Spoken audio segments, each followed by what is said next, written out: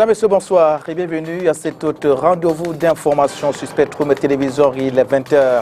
Quelques articulations de ce journal. Des agents communaux complices des fauteurs de troubles dans la lutte contre le désordre urbain dans la capitale économique.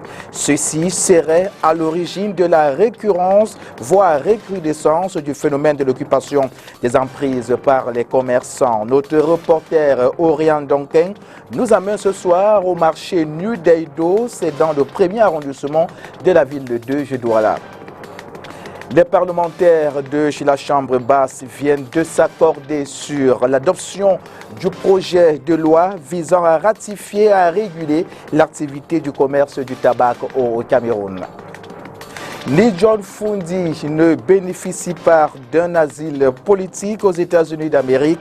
Le chairman du Social Democratic Front s'y trouve pour des raisons de santé et en profite pour être auprès de sa famille. À suivre dans ce 20h, la réaction de Jean-Robert Wafo, ministre de la Communication du chef de cabinet du SDF, entendez le Social Democratic Front. Une fois de plus, bonsoir, mesdames, messieurs. Nous le disons donc en titre, la journée du patriotisme économique a été célébrée ce jour à l'Assemblée nationale. Cette année, le réseau des parlementaires Espérance Jeunesse s'est focalisé sur l'accompagnement des jeunes dans l'insertion du monde professionnel à travers la consommation Made in Cameroun. Olivier Bouzike. Stimuler la consommation des produits Made in Cameroun, c'est le combat que le réseau des parlementaires Espérance Jeunesse s'est engagé à mener dans le cadre de la journée du patriotisme économique, la première de la 10e législature.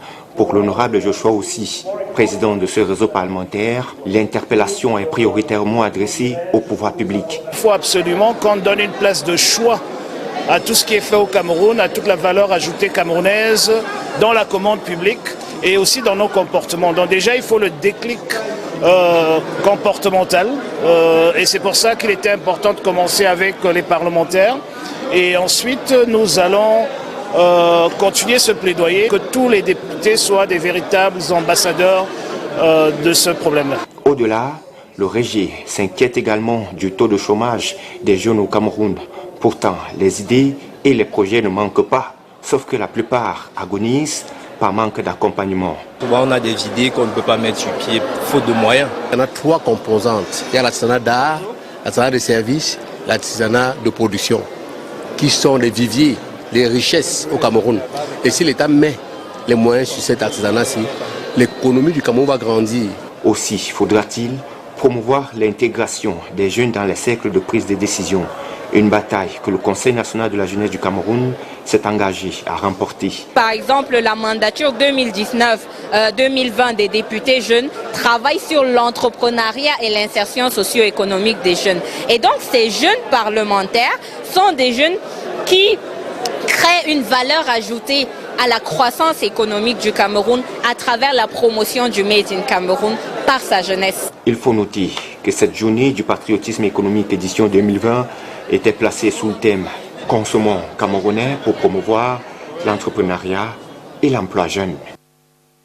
Restons au Parlement pour parler maintenant de la lutte contre le commerce illicite des produits du tabac. Les parlementaires de la Chambre basse viennent d'adopter un projet de loi relatif qui, s'il est donc validé, il va réguler davantage l'activité, surtout sa consommation en milieu scolaire. Le premier prétexte ayant motivé l'idée de ratification du protocole pour l'élimination du commerce illicite des produits du tabac est la régulation par les pouvoirs publics de l'accès des produits du tabac au Cameroun. Le rôle de l'État est de décourager davantage la consommation et c'est pour cela que la législation en la matière a obligé les producteurs à écrire sur des paquets de tabac que le tabac tue. Donc l'objectif ici, c'est de décourager la consommation du tabac par les jeunes. Or, lorsque ce produit échappe au circuit formel, il est clair que l'accès à ce produit devient plus facile et même trop facile aux jeunes qu'on devrait de plus en plus décourager de consommer. C'est un problème de santé publique. Deuxièmement, la consommation des produits du tabac, surtout chez les jeunes, inquiète au plus haut niveau. Le commerce de ces produits ayant fait son nid dans le marché noir Par conséquent, il échappe quelque peu au fisc. Lorsque un produit de grande consommation échappe au circuit formel, il va de soi que ça échappe au paiement des taxes qui y sont afférentes.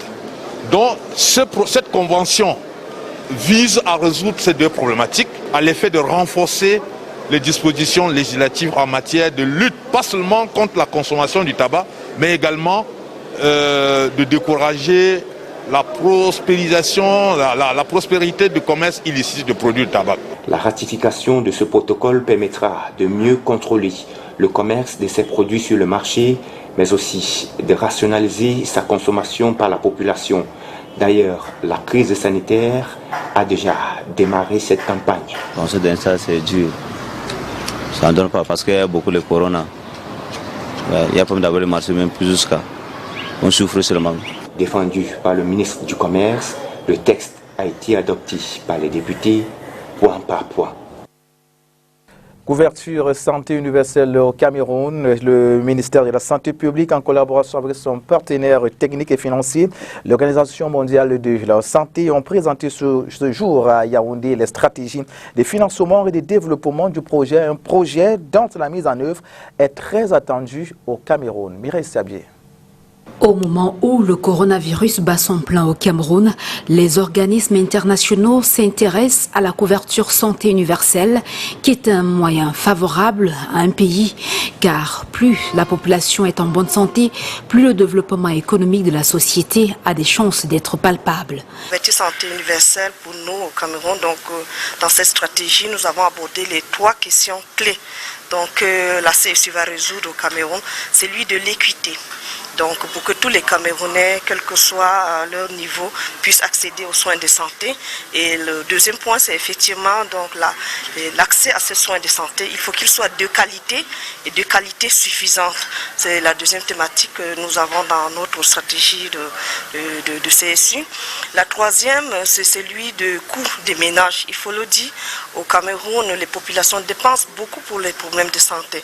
Les chiffres parlent d'eux-mêmes, à en croire l'Organisation mondiale de la santé, même si l'on sait que beaucoup de Camerounais ont des difficultés à se soigner, à avoir accès aux services de santé pour la simple raison qu'ils n'ont pas de couverture santé universelle. L'OMS a appuyé le pays avec les autres partenaires pour que le Cameroun fasse une analyse de la situation, les forces et les faiblesses du système de santé et les réformes nécessaires pour orienter le système vers la couverture santé universelle, qui s'entend comme étant une situation où chaque Camerounais, peu importe où il se trouve, où elle se trouve, puisse accéder aux services de santé de qualité sans contrainte financière de quelque sorte que ce soit.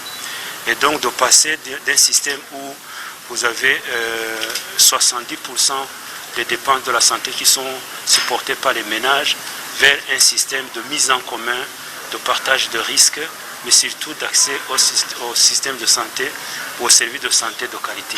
Au vu de la complexité du projet, une implémentation progressive et maîtrisée du système en voie d'adoption est nécessaire. La prise en charge des évacuations sanitaires, par exemple, requérant une certaine maturité du système, il serait souhaitable pour l'instant de les exclure et de les laisser aux assurances privées complémentaires. Restons dans le domaine de la santé pour parler cette fois de la lutte contre le coronavirus. Un important don de matériel a été remis ce jour par ENCO Capital aux 3 centres de prise en charge de la maladie dans la région du littoral. La cérémonie des remises du dit matériel a eu lieu ce jour à l'hôpital général de Douala. Était présente Oriane Donquin. Voici son compte rendu. Face à la pandémie de la maladie à coronavirus, plus que jamais, l'heure est à l'union sacrée contre l'ennemi commun. Face à cette crise sanitaire, qui aujourd'hui devient une crise économique ou une crise sociale, M. Alain Contour ne pouvait pas rester insensible à cette situation et donc offre cet important don d'une valeur d'à peu près 120 millions de francs CFA pour accompagner, apporter un appui au personnel médical en première ligne de cette bataille contre la pandémie coronavirus, mais également apporter du réconfort aux populations Ce Camerounais de la diaspora, manager de Enco Capital, investisseur dans de nombreux projets tels que Domayo Farming, a décidé d'accompagner le gouvernement dans cette lutte. COVID came, he felt, I again talked to him about Cameroon and le coronavirus est arrivé, je lui ai parlé du Cameroun et il a décidé de faire quelque chose pour les Camerounais. Voici les dons d'un montant d'environ 200 000 $, soit un peu plus de 100 millions de francs CFA en matériel pour aider dans la lutte contre le coronavirus. Il a fait cela de tout son cœur, avec tout l'amour qu'il porte pour son pays. Ceci est une responsabilité sociale. Je suis là personnellement pour traduire ma gratitude pour ce qu'il a fait. Je lui avais promis d'être là personnellement pour m'assurer que ce geste soit fait, tout comme celui qui a eu lieu à Yaoundé.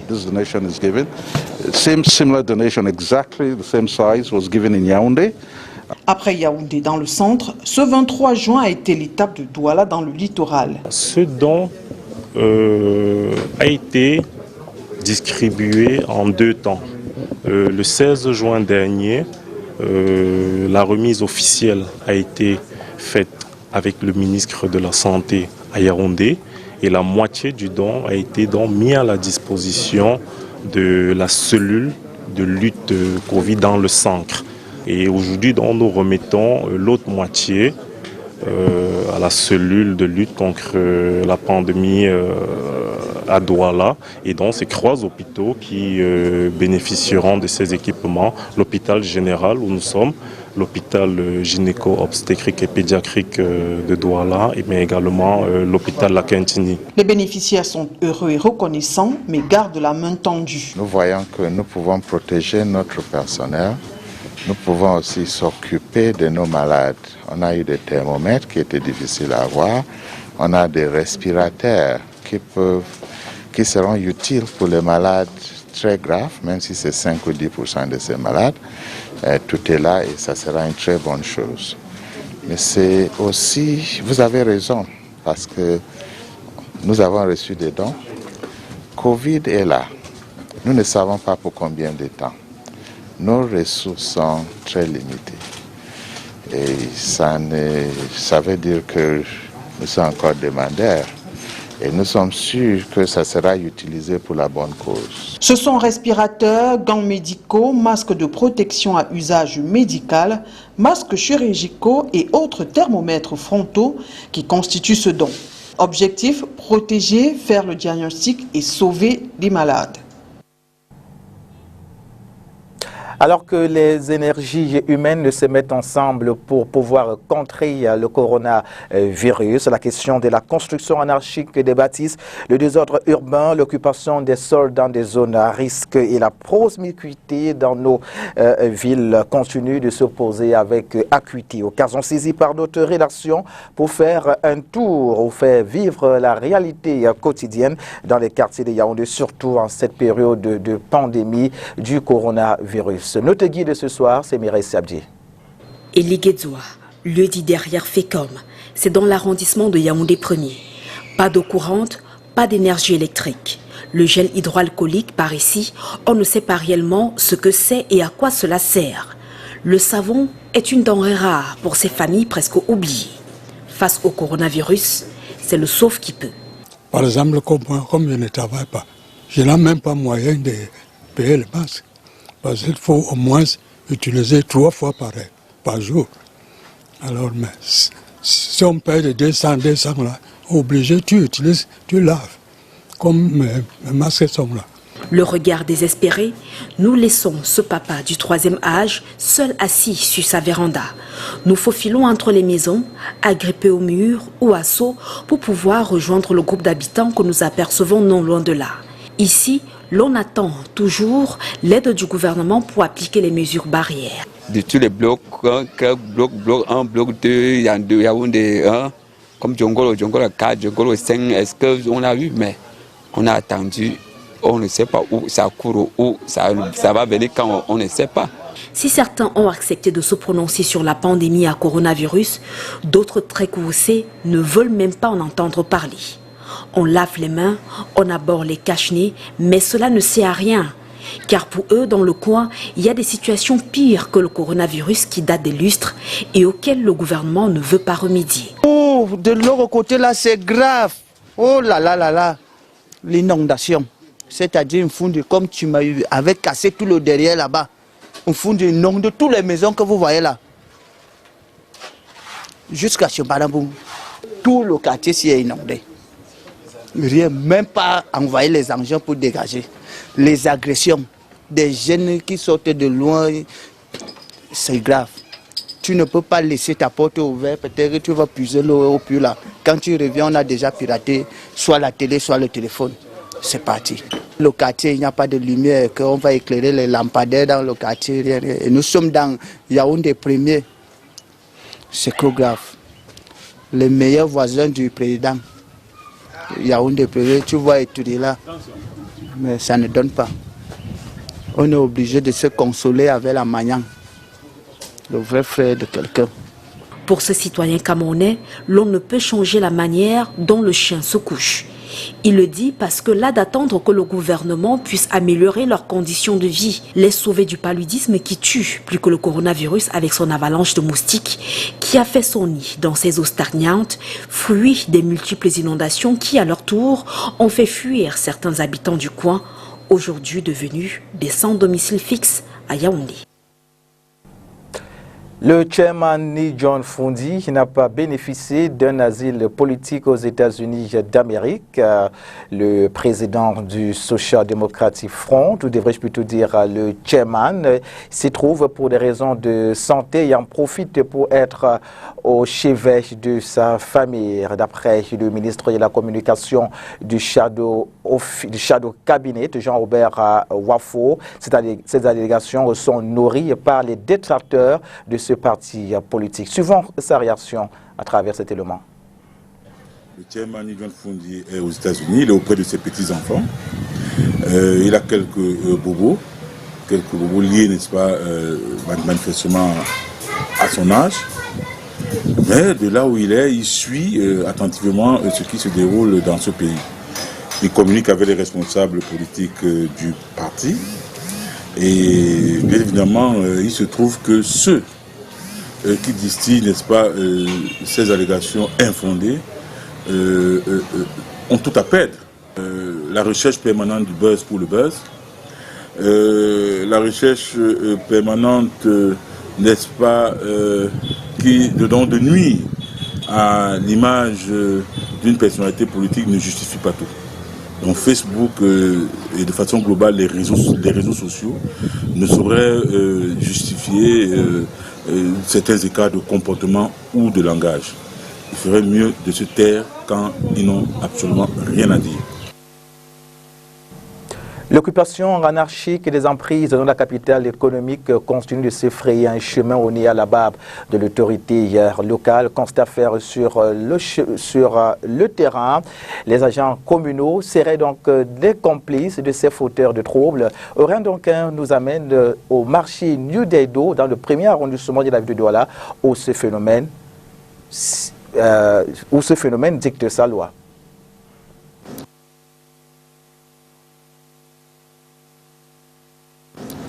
Il faudrait avoir un sens poussé de la curiosité pour remarquer qu'ici, il y a un passage clouté.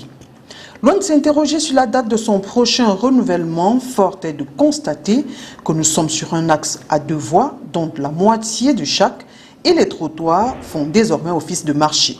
Bienvenue au marché New Deido, c'est dans le premier arrondissement de la ville de Douala. Le fait qu'on se trouve aujourd'hui en route, c'est parce que vraiment, on sait que nous sommes obligés de faire ça pour pouvoir survivre. Et à chaque fois que nous vendons en route, la mairie vient tout nous déranger. On vient nous chasser d'entrer dans le marché et tout. Mais la partie qu'on ne comprend pas, c'est que malgré qu'ils font ça, mais ils viennent nous réclamer, ils viennent nous demander les tickets. Donc ça veut dire que même comme nous vendons en route, nous payons quand même, nous payons les places là. Celles-ci sont facturées en fonction de l'espace occupé par l'étal. Bon, les tickets, pour ceux qui ont les petits trucs là, c'est 100 francs. Hein. Maintenant, pour ceux qui ont un peu les comptoirs, c'est 3 000 au mois. Moi, par exemple, je vends en route. En fait, moi, par exemple, j'ai une boutique. Mais comme j'expose un peu en route, moi, je paye 3 000 francs chaque fin du mois pour l'exposition. Les habitudes ont décidément la peau dure dans cet espace marchand.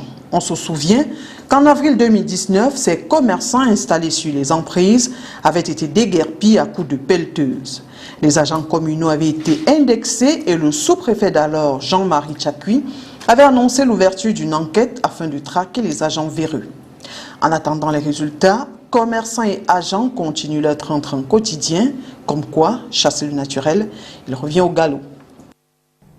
Vous faites bien de le dire, Oriane Duncan. Alors que les manifestations contre la discrimination raciale se poursuivent dans de nombreuses villes américaines, le président Donald Trump a repris sa campagne électorale à Tulsa, dans le Calmois. À travers tout le pays, le désir de revenir à la normale est tempéré par les nouveaux cas de Covid-19.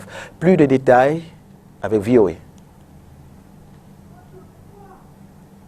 It was a beautiful forest sight to behold along this road leading to Awing, a village in Santa subdivision, prior to the escalation of the teachers and lawyers strike into an armed conflict. On daily basis, these trees are cut.